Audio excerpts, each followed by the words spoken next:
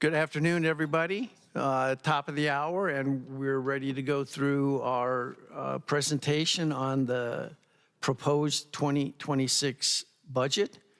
Our presenters are Kim Wanick and Linda McIntyre, and they have prepared a deck, which you had a chance to get a copy of back there. And at the conclusion of that, we'll open for questions and just see where it goes from there. So, guys, we did that. Okay, are we ready? Good afternoon, everyone. As Tom said, I'm Linda McIntyre, a member of the Budget, Finance, and Audit Committee, and a member of the 5-year planning team. And I'd like to welcome all of you here today, including those join us on the live stream. I think Mike just mentioned there's 11 members watching. Members of the Board of Directors, staff, and a special welcome to our new GM, Rebecca Hill. And a fine way to start your first day here. Some of you may not have met her earlier today at the exchange, but welcome to RCSC, and we're looking forward to working with you and having you on the RCSC team. Today's town hall is presented by the Budget and Finance Committee and Audit Committee, as Tom said.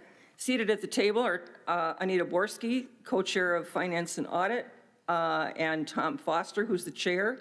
And because of the impact of the golf on our operating and capital, Preston Keiss is with us as the chair of the Golf Advisory Committee, also known as GAC, and he's going to be our timekeeper today. And as Tom mentioned, Kim Wanick is a co-presenter with me, and we're both members of the 5-year planning team, as well as Budget and Finance, which was started in early 2024. I want to thank our media team, Alan Kleinhans, sitting over here, and also we have Miguel Jackson up in the booth. And Mike Diermeyer, who's Director of Operations, who's operating our live stream. A couple of housekeeping items. If you please put your phones on silent, and please hold your questions until the end, and we'll explain the process for how we're going to handle our in-house questions and those questions from our live stream audience. So let's get to the agenda.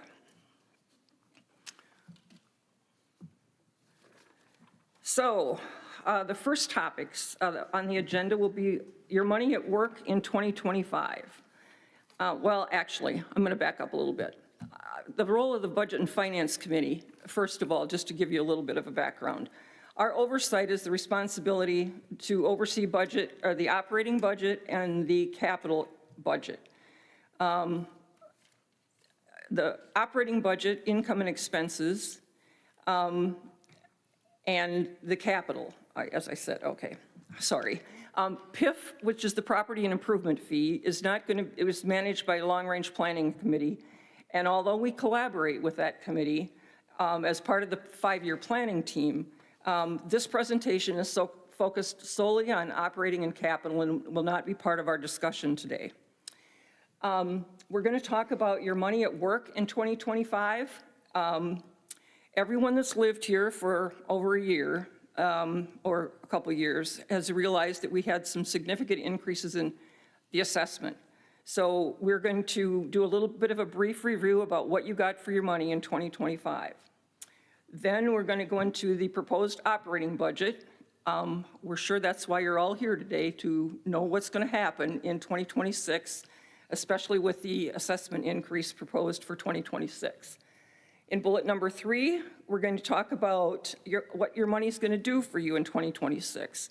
We'll explain some of the differences that will impact 2026, including some new initiatives, programming changes that we believe will not only be, that are not only proactive, but we think that you'll find more value added to the Sun City lifestyle that we all enjoy. Bullet number 4. These are the challenges that we're facing. These are topics that the committee and the 5-year team have faced and the board is going to face. And you as members need to be aware of that we're not hiding from these challenges. We're trying to find solutions, and as members, we want you to keep in mind the scope of RCSC and what it takes in terms of human and financial resources to manage this large organization. Remember, we have 8 centers, 8 golf courses with snack shops and 2 bowling alleys. We have a large lake, pretty large lake for Sun City, that provides numerous recreational opportunities. We have 120-plus clubs of all types. We have a theater. We have recreational venues, including tennis, lawn bowling, pickleball, mini golf, a dog park, a softball field, the Sun Bowl, and lots of free entertainment. Plus, the upkeep of all of the accessory buildings that we have for the golf courses, other accessory buildings for maintenance, and acres of surrounding landscape for all of our buildings. So with all of that, Kim, let's get started with how all of this works. Linda, thank you very much. And again, thank you for spending time with us today. As Linda shared earlier, we're going to focus our conversation today on operating and capital, but let's think about we as members, what do we pay for? I'm going to focus first on the right-hand portion of this slide. When you purchase a home, there's a one-time fee today, PIF. Second is capital improvement fees, and then we have the annual assessment that we pay. For RCSC purposes and for budget purposes, we contain each of these in the 3 different buckets. If we personalize this and think about our own homes, PIF, let's think about the Preservation Improvement Fund. Maybe you're going to remodel something, a bathroom, a kitchen. You're going to put on an addition or a patio. Capital improvement, think that car repair, new tires, air conditioning repair. Annual assessment or your operating expenses. How do you keep things moving on a day-by-day basis? Your housekeeping supplies, your food, your insurance cost. Just those are some of the things to go ahead and think about. And as Linda alluded to, this conversation for today is solely going to focus what goes into the budget, and that is our annual assessment fees as well as our capital improvement fees. You see this blue arrow. I'm going to try this little clicker here, which has a green. You can see this blue arrow. We are now sharing 4% of the annual assessment fees into the capital improvement fees.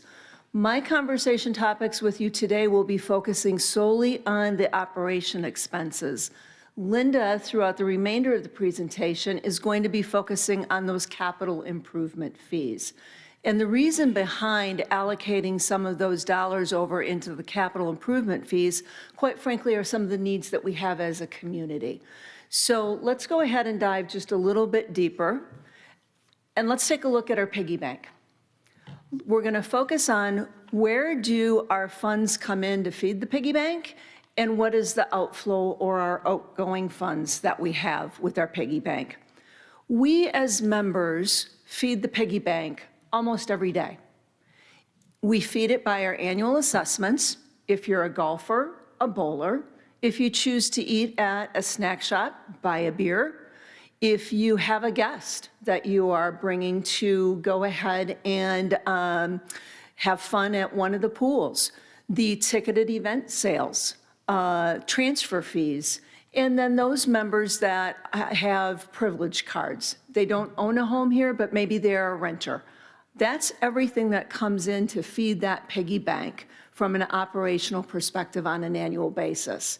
And just to give you an idea, in 2025, the annual assessments accounted for just shy of $16 million of inflow into that piggy bank. Golf fed the piggy bank by about $9.4 million in 2025. Now, if we go to the outgoing portion, where are we spending our money? We have 488 team members that keep our RCSC running on a daily basis. The facility attendants, the janitors, everyone that you can think of in card member services, accounting, golf, those sorts of activities that we enjoy. We also are paying for upkeep on pool maintenance, equipment and furniture. You've seen some of those investments at some of the pools and throughout some of the club activities. Utility costs, we'll get into that a little bit later. Infrastructure with our information technology. Obviously, we're doing some upgrades in this area, so we have expenses on the data lines and internet services, along with keeping those golf courses in playable condition and with chemicals, fertilizer, and seed, our janitorial supplies, as well as our insurance costs. So just a quick visual for you here on what feeds the budget on an ongoing basis. What I wanted to do is spend a little bit of time with you on talking about some of our top spends. Wages and benefits. We talked about earlier the large expense that we have here of about $16 million. We talked about we have 488 employees. About 64% of those are part-time staff for us. Now, like you, I relocated from another state here. And one of the things that was shocking to me was the minimum wage in the state of Arizona. Today, that minimum wage in 2025 is $14.70. 5 of our states from the Midwest area are $7.25. So there's a great difference there. If you're a member from Canada, your provinces, much like the states here, vary, and it varies anywhere from 11 to 16, plus you have the exchange rate that you're dealing with as well. So one of the focuses we had as a committee over the past couple of years is we had to figure out how to decrease the turnover that was occurring. We were at a rate at one point in time of about 40%. We were basically training staff to go work elsewhere and achieve a higher wage. We since have stemmed that by increasing those wages and thereby reducing the turnover average to 24%. So these are strategies that have been deployed to manage that particular area. At this point, I'm going to turn it over to the capital side, the other portion of the budget, and Linda's going to go through what did you see in 2025. Thanks, Kim. You'll notice the header on this slide is capital projects from the reserve study. So first, I'm going to do a quick explanation of what is the reserve study, because that's sort of a foreign topic or foreign terminology. As our finance director, Kevin McCurdy, often says, it's a living, breathing document, which it really identifies and continuously evaluates every piece of equipment that we own, every building, every piece of property owned by the RCSC. I think of it in terms of, and the best way to explain it is a comprehensive asset management plan or program. It includes the date of every purchase of every piece of property, its price, its expected life expectancy, and its replacement date, or expected replacement date. Its estimated future replacement cost, and the cost and details of every single project that's done by facilities or any part of the RCSC team. If equipment is taken out of service and not replaced, it's removed from the reserve study. This reserve study is under constant review, and as we've said, it's that living, breathing document. The last time that it was updated, when we started reviewing all this through the finance and budget and the 5-year planning team, it came to our attention, it was in 2018. So a new project was undertaken, I believe this was in 2023, if Kevin acknowledged that. And this has resulted in a very proactive approach to tackle what came about is that kind of unfortunate term that's been floating around was a long overdue, a lot of deferred maintenance. So going back to what happened in 2025 as we started, in 2024 actually, but this is what happened in 2025. We had capital projects from the reserve study, and these are all the projects that were listed. If you want to highlight these a little bit, Kim. The budget was $5.7 million, and as it's categorized by this slide. We had HVAC, which is obviously a huge cost throughout to keep these buildings heated and cooled, obviously, and heated if we needed during the winter months. Paving, we obviously have a lot of parking lots in 8 buildings, the Sun Bowl, the softball field, and so on. Golf equipment, this was the entire budget for golf equipment. Pool decking and pool equipment. Pool decking continues to be an ongoing issue, obviously. I'll talk a little bit about pools in the 2026. And games, this was Fairway. This is the lawn bowling facility at Fairway. And it's my understanding that this is still ongoing because there's issues with getting materials. IT is ongoing. As with any any organization in this day of changing technologies and upgrading technologies, and then all other miscellaneous projects and programs. So this was the capital project, or capital budget for 2025. And some of these are still in progress, and the expectation is that these will be completed, hopefully, all be completed by the end of 2025. But it's important to note on the reserve study that just because something is due to be replaced, let's say in 2028, the facilities team and people responsible for whatever portion of that reserve study looks at something and says, no, we think we can, get another couple years' life out of this. That piece of equipment moves out and is evaluated and maybe can move out to 2030. Likewise, something can be on the reserve study for, say, 2029, and lo and behold, next month it dies. Well, then a decision has to be made. Now we have to find a place on the budget. It moves in, we need to replace it. And as we say, it's a balancing act, or sometimes it becomes the ballet. So we have to find the money to do it. Then we had the 2025 club projects. At the top of this list is vintage vehicles at $200,000. That really is a special project that was authorized to work on the continuing problems with the cooling at the vintage clubs. Clubs are actually allocated 5% of the capital budget for their projects. And this was new as part of BP 16. Which was done as a result of some new policies that were developed so that we could actually have accurate allocations and not just, better term, but probably winging it for how the clubs were allocated funds. The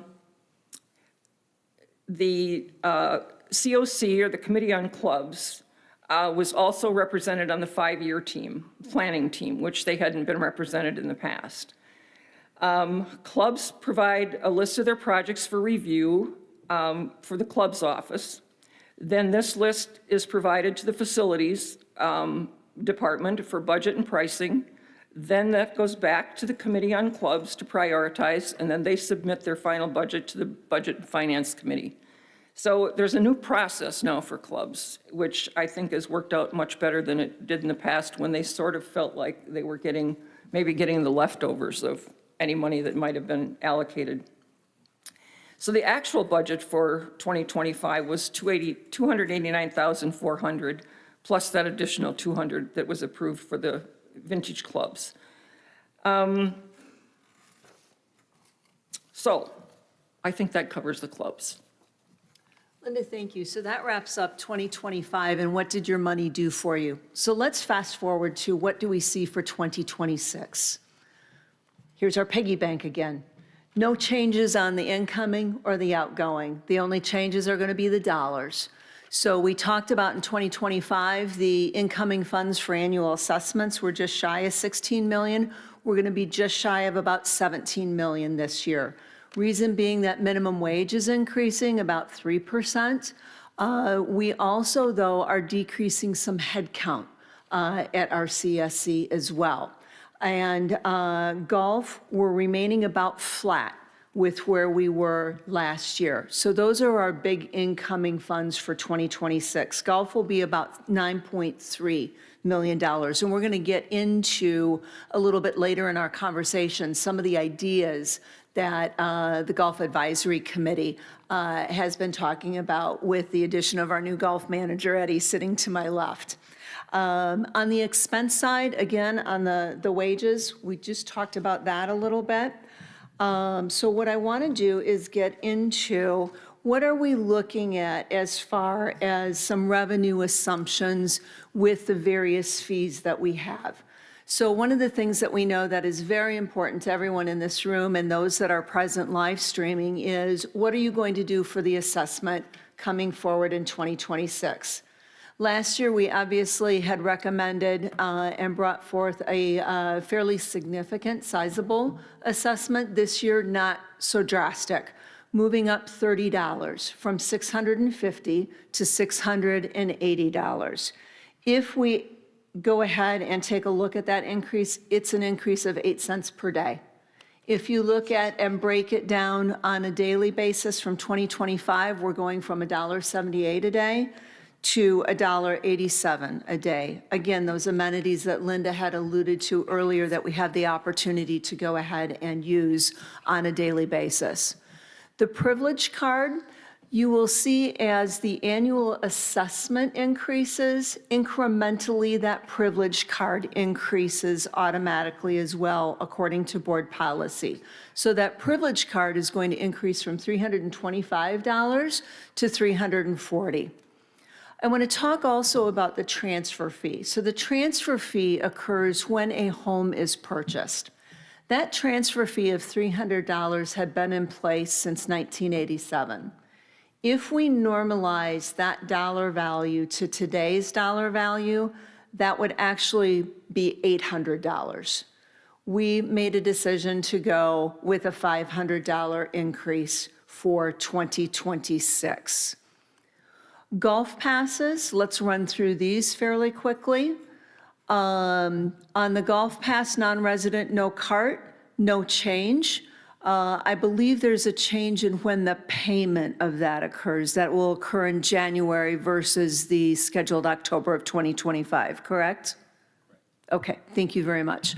Golf pass resident, no fee, going from $2,500 to $2,800. The golf pass resident surcharge, going from $1,200 to $1,300. Greens fees public, no change at 61.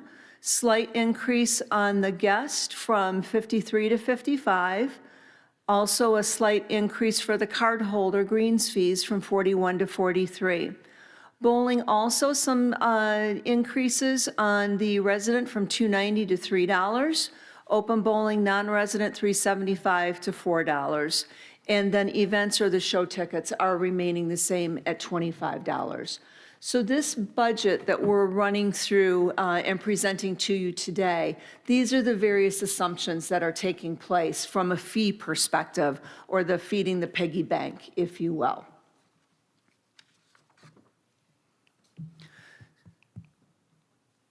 So what does the budget look like? Here is the overall, and we'll drill down on this into the individual cost centers on the next slide. But big picture, we have for you the 2025 that we're currently still operating under and the proposed 2026. So for operating income, you see about 29.2, top line here, and then for 2026, up to 30.2. The cost of sales, this is our food, our merchandise, our snacks, our beverages, that sort of thing. So then we get into our expense side of the equation. We've talked about the wages and benefits. I'm going to run through for you some of the top spends that we have on repairs and maintenance, utilities, and then you see our general operating expenses here. So net operating excess, where we are projecting to end the year, is 1988, and then we're looking at 1854 for 2026. If we look at the individual cost centers, and let's define these a little bit, that's why I got my cheat sheet here in front of me. Facilities, think of this as project management and our ground maintenance. Operations, centers, bowling, events, and communications, so center management. Golf is going to be golf maintenance, pro shops, food and beverages. Finance is going to be accounting, cardholder services, human resources, purchasing, information technology, and safety. Our two leading cost centers, and this should not be surprising, are operations. It's keeping those centers functioning, the lights on in those, and golf. And so you can see where the breakdown is wages and benefits. That's where the bulk of your staff are going to be. Remember, we have 488 employees. 64% of those are part-time. And we'll get into shortly what do we have as our leading trends for the areas of repairs and maintenance as an example. So let's go through what we're seeing. We've talked about the wages. Let's talk about general operating expenses. Our top spends here are seed, fertilizer, chemicals and pesticides, credit card fees, gas and diesel fuel, and equipment replacement or repair. Repairs and maintenance, our top spends here, especially with the upgrades that we're making in information technology. We're seeing software maintenance as our leading category under repairs and maintenance, followed by building repair services, rolling stock parts. Rolling stock parts are those pieces of equipment that are not roadworthy. Think of that mower on a golf course or other equipment that's used on a golf course. Preventive maintenance and pool and spa chemicals. Our top three utilities are water and sewer, electric and gas. You've probably seen those at your own home as well.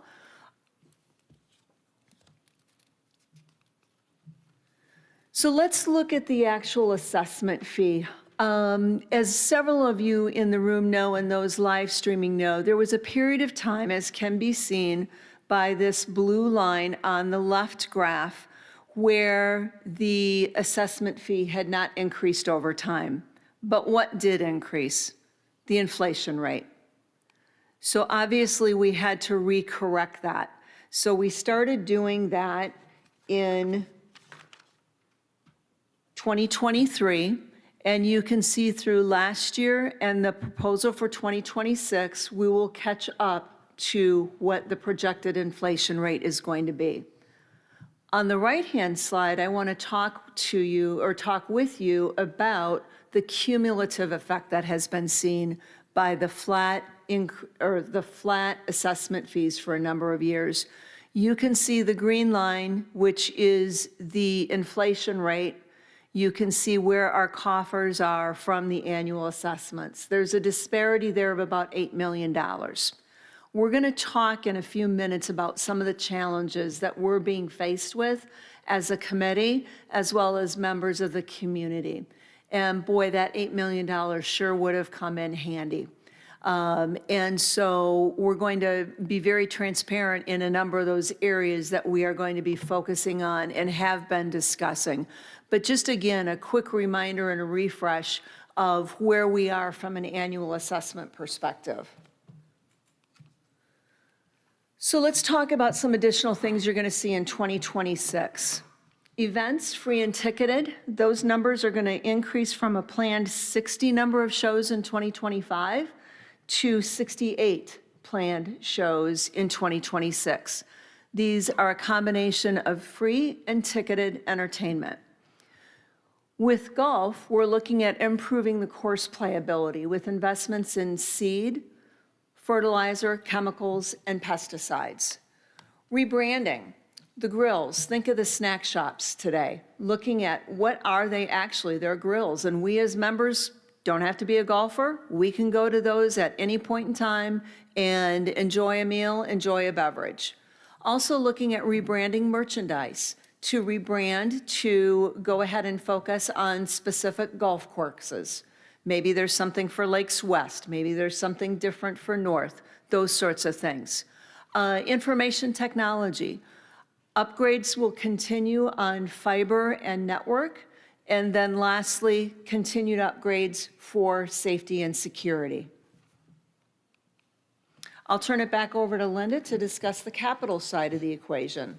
Okay, so as we've talked about, the capital budget is made up of SIF dollars, which we implemented in, was SIF implemented in 24? Which was necessary because we couldn't manage our SIF on just assessments and our normal income. So that was a decision that was made by Budget and Finance and the board to implement that SIF fee when homes were purchased. So SIF dollars, and then in 2024, there's also a 4% contribution of the annual assessments that's added to the capital budget, which is up from a 3% contribution in 2025. So this slide represents the capital spending for next year and is broken into several categories. The first, obviously, is the big spend, and that's coming from capital reserve, and I'll talk about that in the next slide. New capital spending, $758,000. This is also recommended by the Facilities Department, but not on the reserve study. And a few of the items that make up that $758,000, there's hatches on the tops of our buildings that need to be replaced, and these are compliance and safety issues. That's to the tune of $250,000. We have HVAC, a complete water pipe project at Bell, $225,000. There's a fence wall project at Quail Run along Grand for $100K. We have plumbing issues still on the west side at Sundial for another $100K. A sewer pit renovation, I think that's part of an ongoing project at Sundial, $50K, and then there's $33,000 in additional projects that make up that $750. Golf projects, $1 million in golf. In 2010, a decision was made that we stopped leasing our golf equipment. I believe that was the discussion we recently had, and purchase golf equipment. Kim talked about rolling stock and the costs of rolling stock. Some of this golf equipment is 14 or 15 years old. And where I come from, we talk about fixing old equipment with duct tape and baling wire. Some of this equipment you can't find parts for, and we're spending extraordinary amounts of time fixing old equipment. So there has been a lot of money that's having to be spent on golf equipment. But we have mowers that are 14 years old, averaging 14 years old, utility vehicles that are 15 years old, pull-behind equipment, 15 years old. We have a tractor that's 12 years old, a sprayer that's 7 years old. Did I recall that a couple of these pieces of equipment were actually used equipment from the Cardinals that we got in years past? So, pardon me? And we just purchased more from the Cardinals. So there you go. I mean, so we are looking for ways to save money. But these are big ticket items, and 200 of that from the golf equipment is 200,000 of that is allocation for wells and pumps. Then we go to the club allocations. Club allocations, let's see, where's my cheat sheet here for clubs?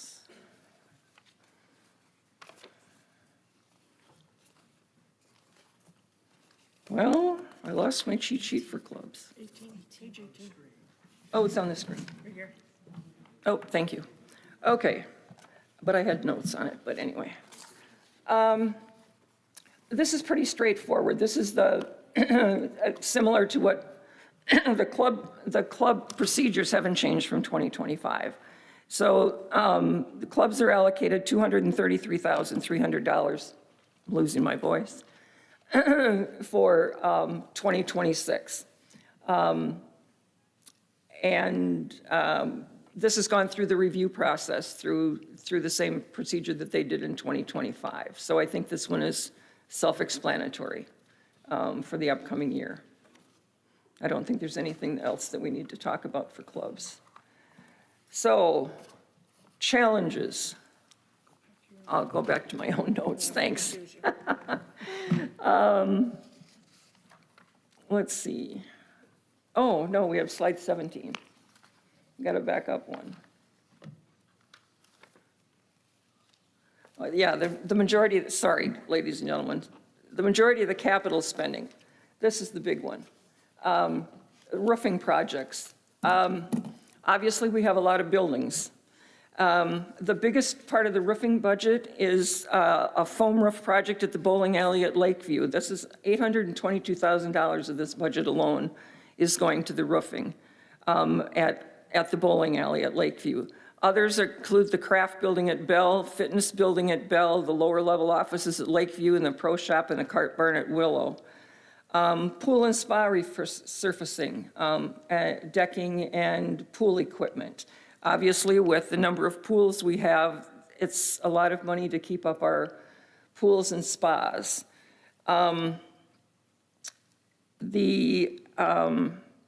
One of the things that had come up in the 5-year planning team, we get a lot of complaints, I think, about the condition of the decks at the pools. And one of the things that we talked about, that it's not just a problem in Sun City with pool decks. One of the things, obviously, in Arizona and the Southwest is the extreme heat. But facilities also tells us that there's problems with the actual products that are available to do pool deckings. So this isn't just a problem that Sun City's facing. Anybody out here in the West Valley is experiencing the same thing. So it's not just a problem for us. Fitness equipment and flooring at Sundial is $412,000. We have HVAC. We have a lot of HVAC. We have 15 projects for HVAC at $405,000. We have vehicle upgrades. We have for $240,000. The shade structures at the Bell Pool are shade structures. One of them alone is $150K estimated. Paving and painting projects, another $178, and all other projects lumped together at $280K. So that's a big part of the capital projects, all from the reserve study. And then we went to the club projects. Here's where I got confused. So that pretty much takes care of it. Challenges? Then we go to the challenges, yes. Thank you.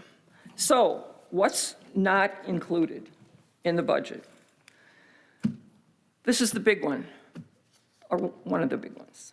The 5-year planning team and Budget and Finance have had many discussions about the challenges facing RCSC in the near future and the long term. We've covered a lot in today's presentation, but we would be remiss if we didn't talk about the numerous financial challenges that are not included but still need serious consideration. I'm going to start this one off. There's been no decision made to increase prices for privilege cards or for guest passes. There are pending policy and bylaw changes that may affect the terms of use, but fees are budget items. Yeah, go ahead, Kim. Thank you. At this point in time for 2026, there are no changes to the PIF or SIF fees for 2026. So they will remain at the 2025 levels of, Kevin, 4,000 and 1,500? Thank you. Master plan. The hot topic of the master plan. As you note up here, the prices that we've indicated that we've been advised from the board, the estimates that have been provided from interviews with consultants are in the range of $400K to $1 million. That's a big price tag.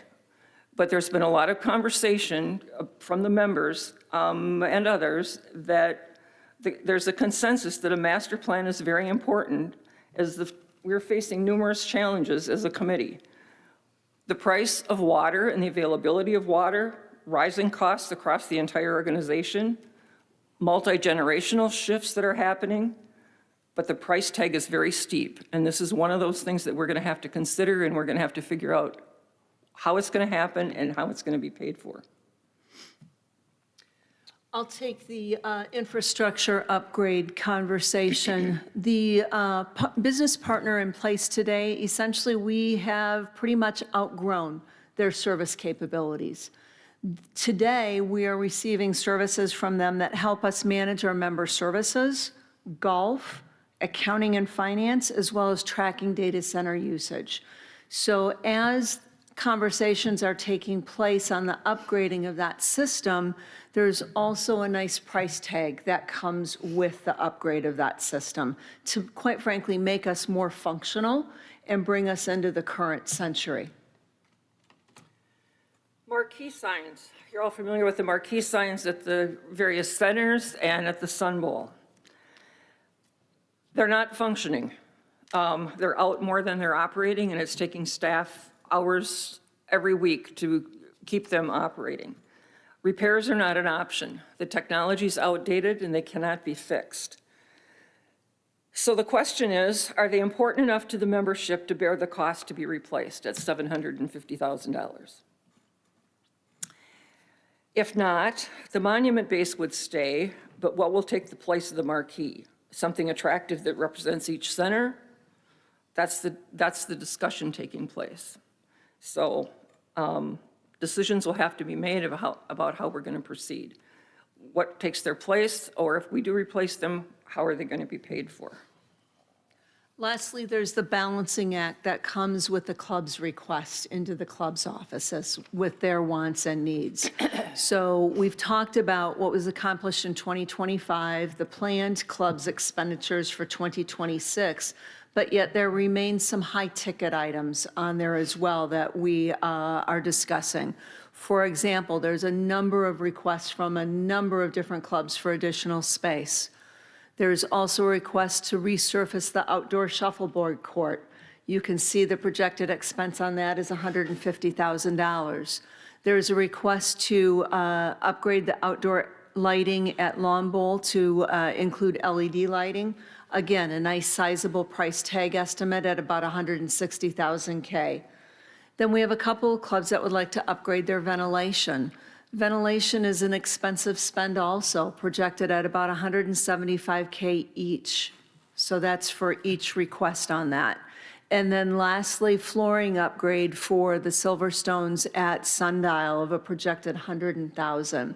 So I kind of sort of go back to, boy, remember that $8 million disparity that we had? Boy, we really wish we could tap into that, but sadly it doesn't exist for us today. So to give you an example, if we were to go ahead and say, boy, if we could find $500,000 to take care of one or two of these items to move us forward in that area, what does that do for us? We're really facing two choices. One would be something has to give, right? There's a project that may be planned that we have to say that gets postponed.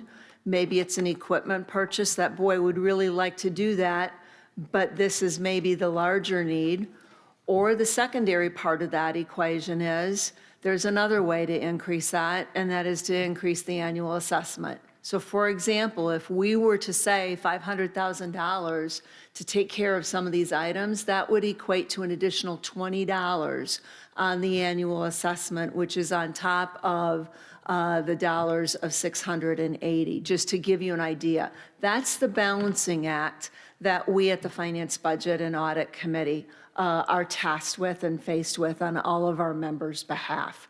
So it's important that we share what those challenges are and what those impacts are. We're really privileged to somewhat be at a state of affairs of coming out of some crisis firefighting. Linda mentioned earlier the backlog of deferred maintenance. We're getting close. Kevin, end of 27, we might be. Won't hold him to it, probably 2028. You know, we started with an approximately $20 million in deferred maintenance. Through some scrubbing and recalculation, dropped that down to about 18 million. But you can see where we are needing to spend those dollars on. So again, just something to consider that this committee is being tasked with. So Linda, I'd like to turn it over to you because I know one of your passions is also the Sun City Foundation, which is a means that we can assist our neighbors that may be struggling with their annual assessment. Thanks, Kim. And for full disclosure, I'm also treasurer of the Sun City Foundation, so just so we're clear, so I'll disclose that. So why is the foundation included and why is it important? Founded in 1986, the foundation was founded exclusively to carry out the charitable and educational purposes of the RCSC. Yes, almost 40 years ago. And many members still don't realize that there's a foundation that supports the RCSC. It's important to know what the Articles of Incorporation say about the foundation, so I'm going to paraphrase just so you have some background. Its purpose is to promote the well-being and common good of the RCSC members, promote and encourage growth of programs which maintain and support the unique Sun City lifestyle provided by the rec center facilities, foster and support other activities of the RCSC which further cultural, educational, and other life enrichment projects of the members of Sun City, and it operates as a nonprofit corporation under the laws of Arizona and consistent with the tax-exempt organizations under 501c3 of the IRS code. That's a mouthful. But there's also another caveat, another section, which is 509A3, this is all technical, but this classifies us as a supporting organization of the RCSC, which means all of the resources of the foundation can only support the rec centers. We cannot make grants or provide resources to other charitable organizations within Sun City. We are exclusively supporting the rec centers. So that brings me to bullet 2, our signature program, which we've now actually named Neighbors Helping Neighbors. This has been the longstanding program of the foundation that aids our members by paying annual property assessments for members that have outlived their resources. There are guidelines for members to apply. They must be 67 years old and a property owner. They must be a resident for 5 years and reside in the home. They must be in good standing for 3 years prior to the application. The property must be their sole residence. Their assessment is no more than 60 days past due. Their income must not exceed more than 150% of the current federal poverty guidelines. And I want to note that many of our applicants are definitely below the 150% poverty guidelines.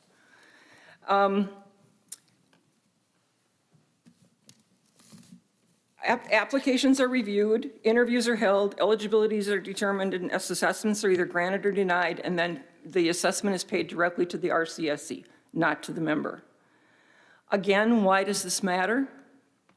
So far this year, the foundation has assisted 94 members with their annual assessments. These payments not only support the bottom line of the RCSC by reducing outstanding receivables, but it's important that this program also keeps members active, and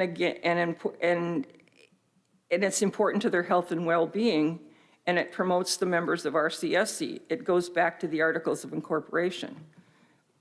As I stated when I opened, I opened with the Articles of Incorporation because I intended it to explain that there are many opportunities to promote and encourage the growth of programs which maintain and support the Sun City unique lifestyle.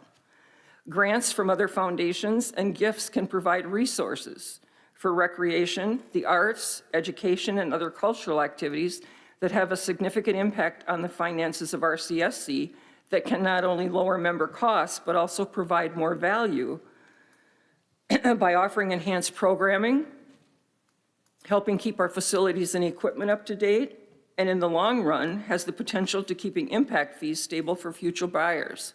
This is our home. This is our community.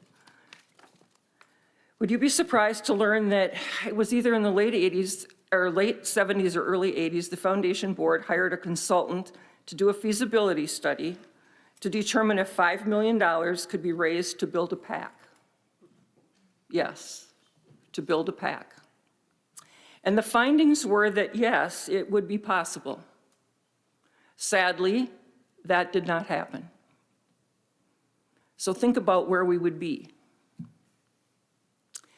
But we can't go back, but we can go forward. Was this a major missed opportunity? Like the slide about what happened with our assessments not keeping up with inflation over years, think about all the potential losses of the last 40. A foundation is an incredibly valuable asset. If you think about hospitals and universities and even corporations that have their own foundations. Just like the RCSC, we have money in and we have money out.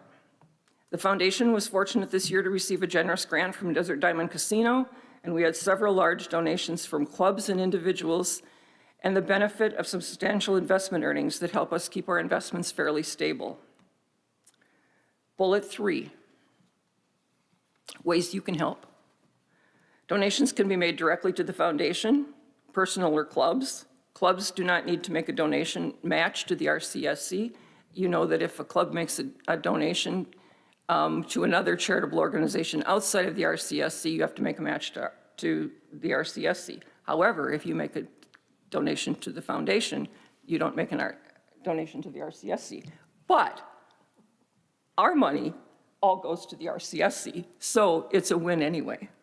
So attend or participate in fundraising events sponsored by either the RCSC or the Sun City Foundation.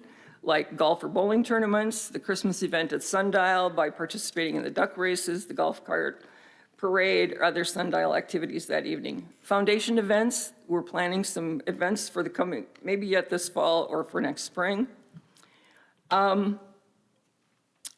These all benefit our CSC members and benefits our lifestyle and our community. It's why we live here, we think. We all live here because of the lifestyle and the benefits of the RCSC. And I want to remind you that foundation assets are controlled by the foundation board of directors. They're not controlled by the RCSC board of directors, although the RCSC board of directors does have majority seat on the foundation board according to its bylaws and the articles, but the board still does control how the assets are distributed. With that, individual donations are tax deductible according to tax laws, but there's a caveat, there are some changes in the tax law, so as we always say, consult with your tax professionals before you make large contributions. And we can accept any kind of gift except a supporting organization cannot accept IRA rollovers. So that's my spiel from the Sun City Foundation. But we are a very critical part of the Sun City family, so.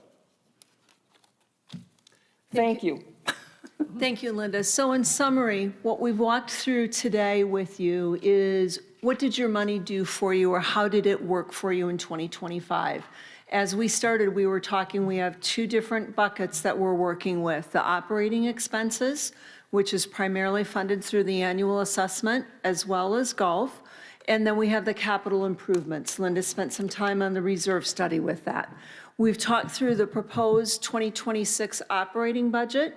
We talked about the fee increases or no increases.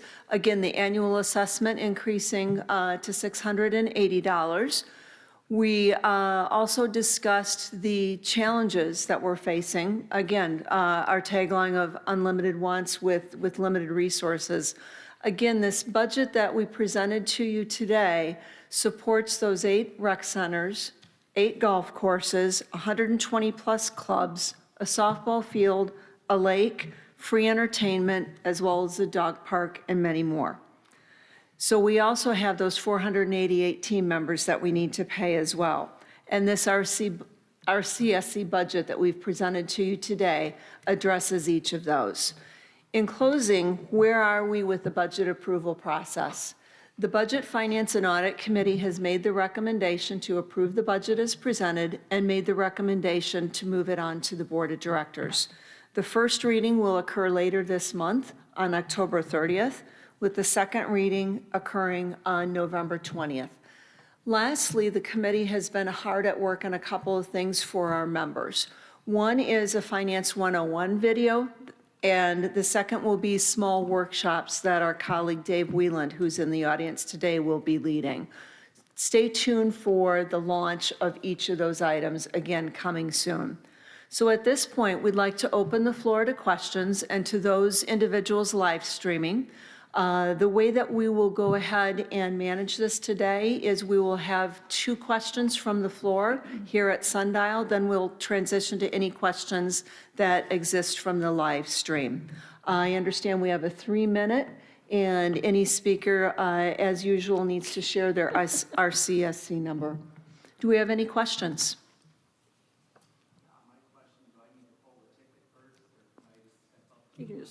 Feel free to step up to the podium. Thank you. Paul Miller, 156498. You mentioned the items that weren't included in the budget, and then you mentioned for another $20 on top of the $680, it would generate another 500 million. 500,000. 500,000, I'm sorry, 500,000. Okay, so would you pick and choose from the budget, from the things that weren't included in that budget, would you just pick and choose from there? Or how would you do that if it went from 680 to 700? Would you pick something off of that, items that weren't included in the budget? And how would you choose? What would you choose out of there? We used that as sort of an example when we were brainstorming about, for example, if we picked 500,000 for the master plan, for example, would we do that next year and increase it? That's how much it would cost to do the master plan, for example. So that was just one item. Okay, We're- so the budget you're really considering now is to raise it to 680, the status quo, the way. Status quo. Okay. Right now, we're just Okay. at 680. Okay, cool, thank you. Those are just the challenges that we had. Yep. Thank you for your question. Any other questions from the floor?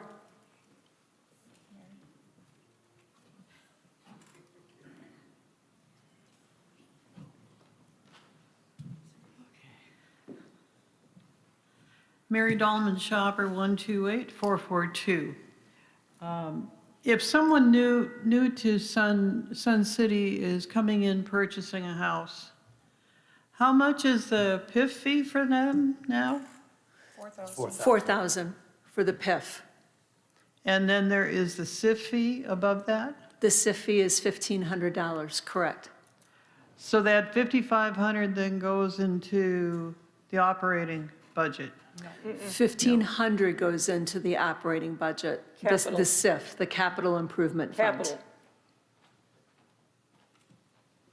The things I talked about, capital, Right. 1,500 goes into the capital fund for capital improvements, the things I talked about. The big things like roofs and paving and pools and everything over 300,000, up to 300,000? Yeah. So when the presentation started, then I misheard it. I thought the operating budget was both the operating daily expenses, if you will, plus SIF. Correct. We talked about two parts. The assessments Right, that pays the daily, the things Kim talked about, the things that go in there, the golf fees, the assessments, and then the capital, like the bricks and mortar kind of stuff. Not to build a building like Sundial, but to repair roofs and to pave parking lots and to do the bigger ticket items, things over $5,000 up to $300,000. That's the capital, and PIF is over $300,000. PIF, the $4,000 fee, pays for items over $300,000. Right. Capital pays for things $5,000 to $300,000. right. The PIF, I've got that all straightened out. Yeah. But as it relates to the operating budget, is SIF in there or not? Mary, you're confused. Yes. The fee assessment. You're right, The Borski. annual fee assessment pays the operating expenses, the salaries, the utilities, all that kind of stuff.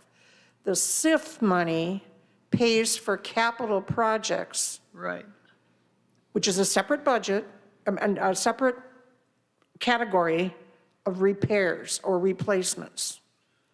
In other words, if we want to buy a new pickup truck, that comes out of Right. SIF.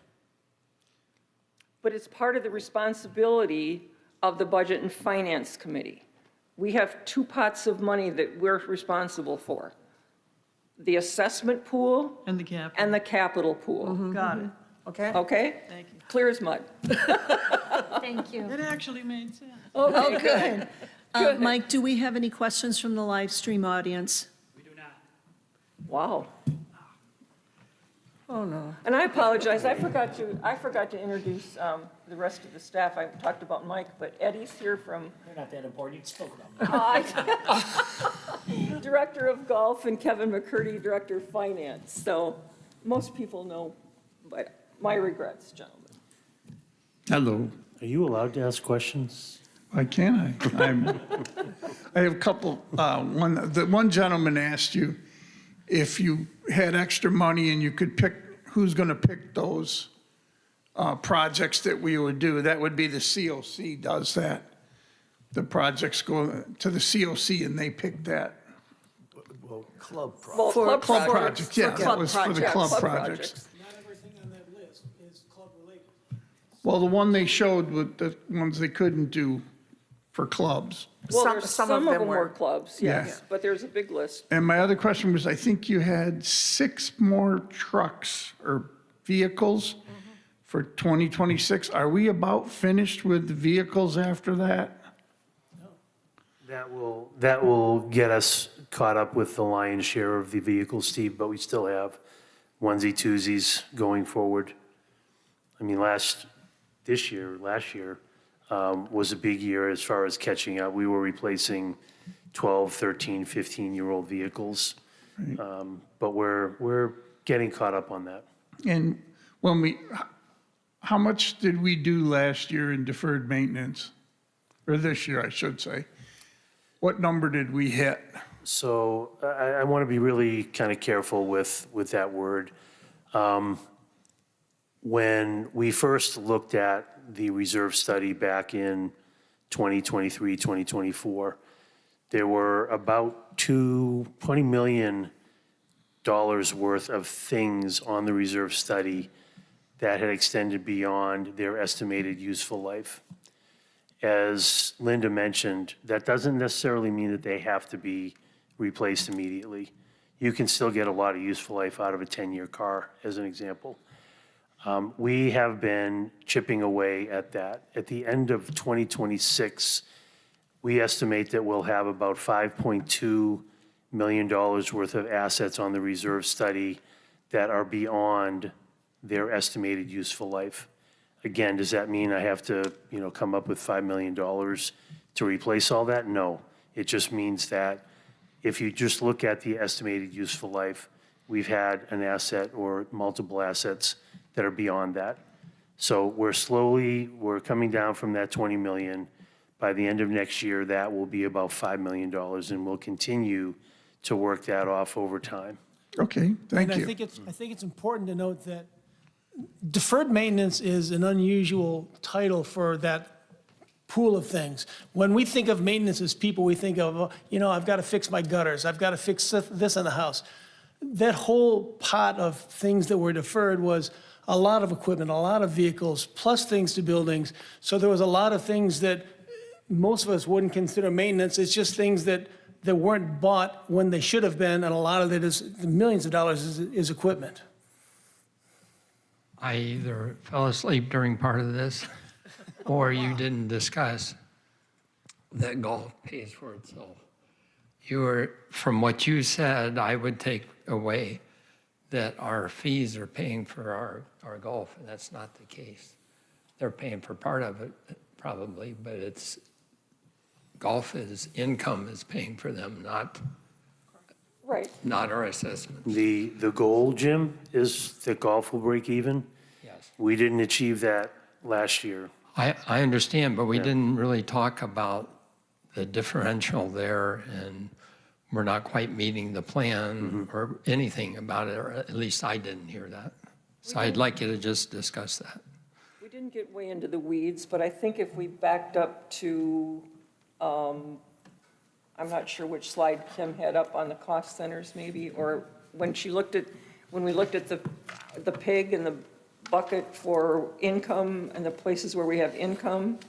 And slide 12. It's Alan, can you bring up 2026 budget cost centers, slide 12, please? Does that one have the income and expense? I don't know if you want to talk to it more than me, but. Golf does have a significant impact on the income side. It's our second biggest income. The projected income for 2026 for golf is about $9.5 million. Again, we ran through the various fees.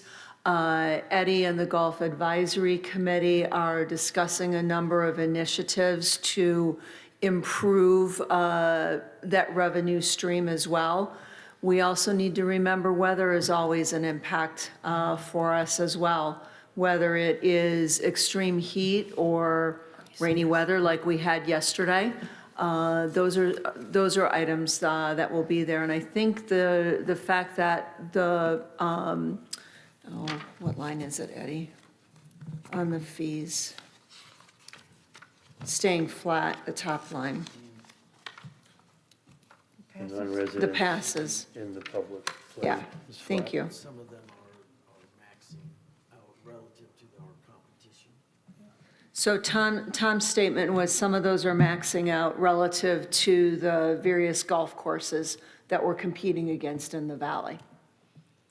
I think it's also important to note with the golf budget that I believe that we've got a more realistic budget this year than we've had in the past. We're actually projecting a lower operating income, even though a number of our fees are going up, so that we're projecting a lower amount of operating income, a lower amount of other things, so that the budget is right now for golf is at about an operating profit of about $86,000, which, for a $10 million budget is a very small amount. So we're trying to be a lot more realistic in what we expect for revenue this year compared to other years, so we don't run into hopefully we won't run into the big deficit that we've been experiencing. So so I know there's confusion here because I sense that. But when we talk about golf, there's a couple pieces, and one is just the operating side of that.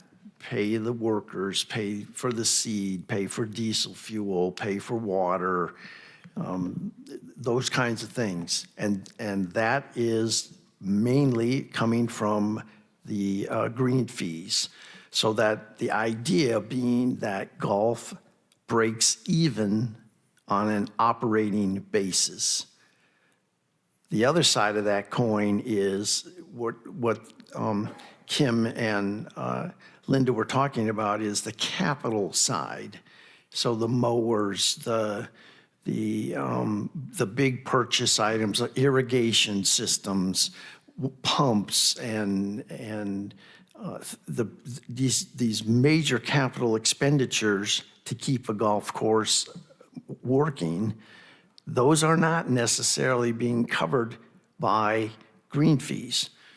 It's great when we have a year that we earn enough that we can contribute towards those capital expenses, but this budget for 2026 does not contemplate that.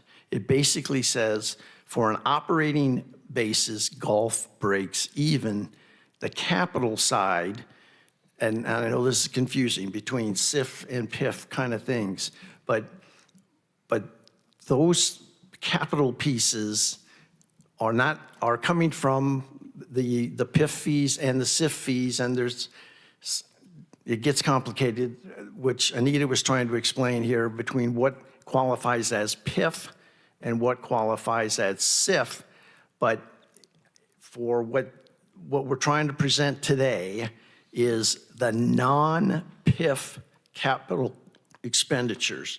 And for golf, that are vehicles, generally speaking, vehicles, mowers, pumps, irrigation types of things. Yes, I have a live stream question. go ahead.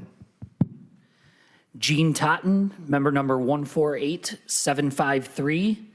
Previously, RCSC had a rainy day fund of over $11 million. Where did that money go? Thank you. You want to take that, Kevin? Thank you, Kevin. Okay, go ahead. So there was a term that was thrown around here quite often a few years ago called carry forward, which is a fancy way of just basically saying that, we made some money over the years and put that into a bank account. We also had a capital reserve fund, which was $5 million, which really truly was a reserve fund. It was money that was put into an account and just left alone in case we needed it. We have, over the past couple of years, we have increased our capital spend from roughly $3 million a year to over $6 million a year. So we've slowly been utilizing that carry forward money to catch up on a lot of what was being referred to as deferred revenue. We're sitting with about $12 million of capital money right now in our account. And again, we're bringing money into that account from SIF fees and from an allocation of that assessment of 4% of our assessment money. And then we use that money to spend on the capital projects. So carry forward was probably 11 million a couple years ago. That's down to about 5 to 6 million now. And with the reserve that was existing at the time, about $5 million, that makes up that 11, 12 million that's sitting in the balance sheet right now.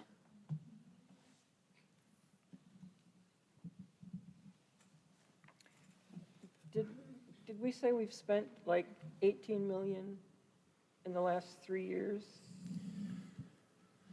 On capital, capital? 6, roughly? about 16. 16? Yeah. I mean, this whole thing was why we basically had to felt we needed to implement the SIF fee, because we had to keep up with capital expenses. We couldn't keep going without finding that other resource, so, and that's when we merged the old carry forward and that reserve into that other pot of money. So it's all accounted for, right? It better be. We know it's on the balance sheet. Andre Caspone, 153000. I think maybe this is a question for Preston. On the golf pass for the resident no fee, when you raised it last year, there were a lot of people who didn't renew that. And now this year, you're raising it again 12%, where you're raising the surcharge pass only 8%. Is that going to cause some issues? I anticipate that it probably will, yes. But I think it's something we have to do. I think it's also important to note that when you look at what our competing golf courses do in the area, the closest annual no-fee pass to ours is Sun City West, and theirs is $3,600. So even though we're raising it, we're still keeping it very, and we're keeping it very competitive and actually lower than others as a result. It's unfortunate that we're having to raise it, but this also goes back to the same sort of thing we saw with the PIF fees, is that annual no-fee pass for 6 or 7 years remained at like $1,550, and that wasn't raised over a long period of time either. So we're trying to catch up on assessment fees. We're trying to catch up on those pass fees also. Okay. And now the squeak wheel usually gets the oil. We try I not brought to this do up that. last year. Yep. And as you're raising the annual assessment for up to 680, which I know it's needed, but again, the foundation is going to be pressed. And as I said last year, there are some people, no matter how high it goes, they don't have a problem. There are some people who will always have a problem. And there's some people who will have a problem maybe to pay the whole thing on the day it's due. The same thing with golf passes. And I brought this up to you last year. Maricopa County, when you pay your taxes, you pay it in halves. The golf course that I belong to in Wisconsin, we paid it in 3 payments. Where are we at with that? That's what I brought up last year. I have not heard anything positive yet. So I'm wondering how we're going to help those people who want to still do all those things. And especially the foundation. I know you have a lot of people who come, and at 680, there's going to be some people, when it comes due, they're not going to have 680. They might have 300. How can they pay half? Because you don't have any way of having them to pay half. So.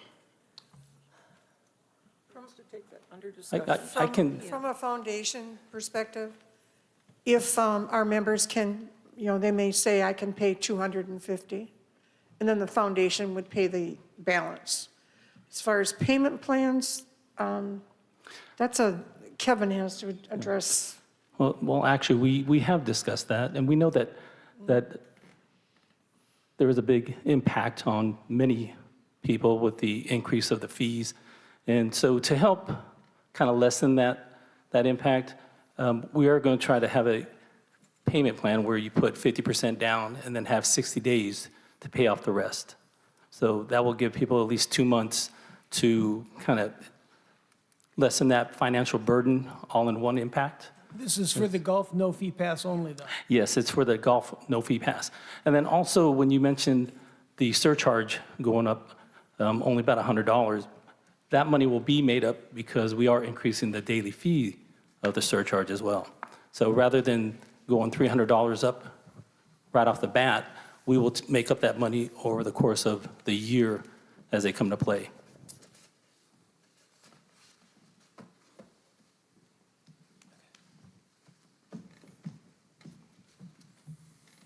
No other live stream? I have one.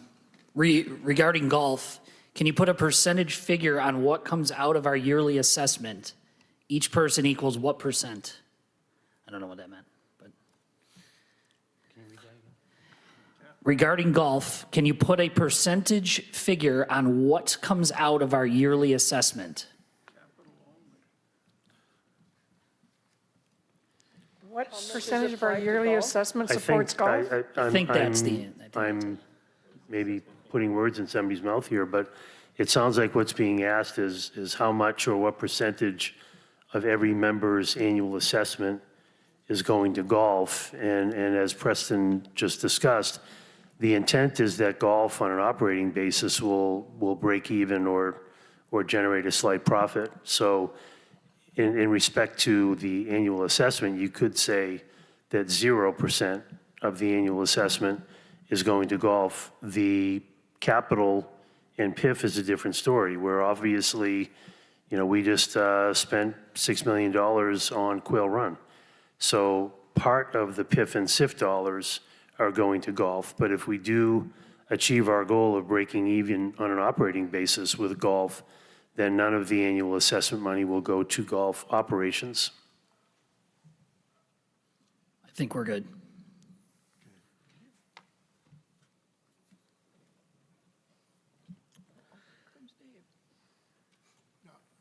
That's not what you think. Yeah, I think it was, Dave Whelan, 17077. When you were talking about the foundation, one of the last things you said concerned IRAs, and you talked about you couldn't accept rollover. Yep. But what if, as part of my estate plan, the last job I worked at for a few years, I have a rinky-dink IRA of $5,000, and I want to donate it upon my death to the foundation. I think you can make us the beneficiary. Yeah. But you can't because make a distribution. I should have said you can't make an RMD distribution. Okay. That's the difference. Now yes. we know, okay. Yes, but I think you Because- could make the foundation. Yeah, because it's a POD. Yes, Yeah, yes. Okay, Yeah. thank you. I That's it. misspoke. I should have said RMD distribution. But you can, yes, you could make us the beneficiary. Okay, thank And they you. will be glad to accept your money. Yes, and we Yeah. would be very happy to accept that. I'm going to live as long as possible, just to give you a hard time. I have the form, I'll have you sign it. Come see us, Dave. Any other questions from the floor? Sure. So in my school administration days, we had, we bought a school bus every year because another one went out of service. So it was just constantly so do we have a plan with not just the machines on golf courses, but I know we have all our maintenance trucks and whatever other maintenance equipment you have. Do you have them on a schedule so that you know that, okay, you bought one, let's say you bought a pickup truck this year. So in 10 years, does that one, do you have each one of them on a schedule? You've just perfectly described what a reserve study is. Okay. That's what that is, all right. Any other questions from the floor? Any other questions, Mike, from live stream? Nope. All right, well, I was about, Anything that I need? Too late, too late. Your credit. all right. Not hearing no further questions from either the floor or from the live stream, I will adjourn the meeting and thank you for coming and participating. Thank you all. Thank you. Lice. Steve. Steve. A fryer. Yes? To use another sports thing, you hit it out on the farm. Yeah, we can address that, because Wait, I'm waiting somehow, but yeah. To meet you, and I want to get this story straight. I thank you for that, I appreciate it. Well, we're trying to keep it high level. We're trying to keep it high level. And